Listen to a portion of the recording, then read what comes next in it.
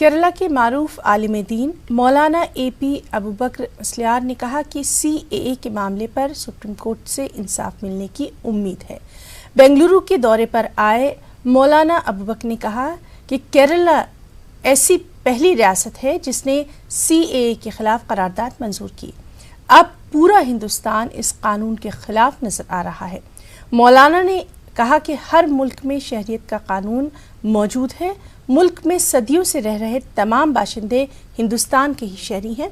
नए कानून के नाफिज होने के बाद अब बाहर से आने वालों के लिए शहरियत मिलनी चाहिए या नहीं, हुकूमत कानून के मुताबिक तय करे। असेंबली में फर्स्ट खिलाफ भेज दिया। अभी इंडिया पूरा हो गया।